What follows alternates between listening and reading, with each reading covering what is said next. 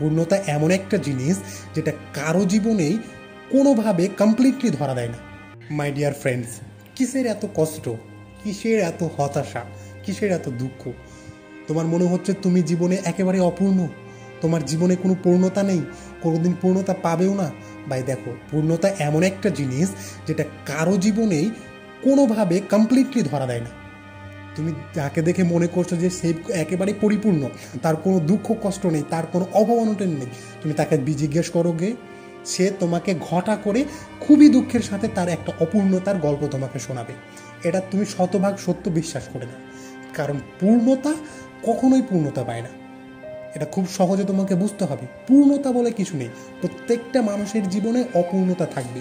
এখন তোমরা চিন্তা করছো যে ভাই আমার জীবনে তো কোনো পূর্ণতাই নেই, একেবারেই কোনো পূর্ণতা নেই। ভাই দুইটা হাত আছে, দুইটা পা আছে, চোখ আছে, ব্রেন আছে, তুমি কখনো নিজেকে পূর্ণ করতে চাওনি।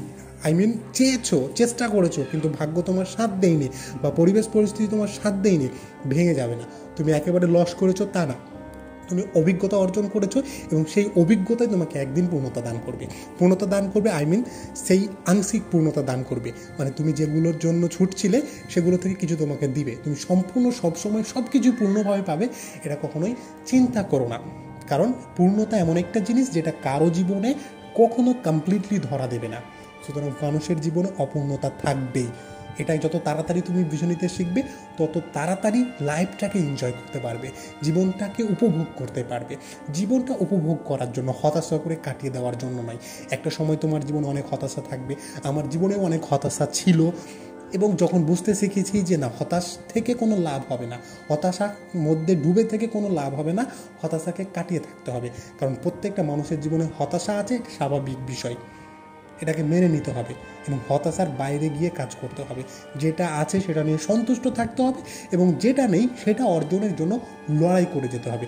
এই যে আমি ভিডিও বানাচ্ছি, আমার ক্যামেরা একটা, হাতে ফোন একটা, লাইট, এই যে সব বিষয়গুলো, এগুলোর জন্য আমি একসময় হতাশ ছিলাম, কিন্তু এগুলোর জন্য যখন আমি হতাশ হতাম, হতাশায় ডুবে থাকতাম, তখন কিন্তু এই কথাটা আমি তোমাকে বলতে পারতাম না, বা আমাকে কেউ বললেও আমি এটাকে স্বীকার করতাম না, কারণ আমি তো অলরেডি হতাশার মধ্যে ছিলাম।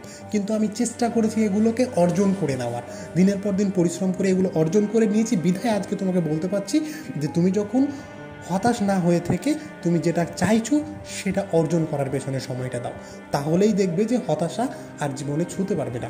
এখন আমি কোনো বিষয় নিয়ে হতাশ হই না, কারণ যেটা আমার সেটা আমি পাবো, আর যেটা আমার না সেটা আমি পাবো না, কারণ সব কিছু সব সময় পাওয়া যায় না এবং জীবনে পরিপূর্ণতা কখনোই আসে না। তো সুতরাং ভালো থাকো, সুস্থ থাকো এবং সবসময় লাইফটাকে এনজয় করো। হতাশা থাকবে, হতাশাকে কাটিয়ে ওঠার চেষ্টা করো। হতাশা নিয়ে বসে থেকো না, জীবনটাকে ধ্বংস করে দিও না। ছোট্ট একটা জীবন, আমাদেরকে এই জীবনটাকে উপভোগ করতে জানতে হবে। শুরু করো, গেট আপ ব্রো, এখন থেকে।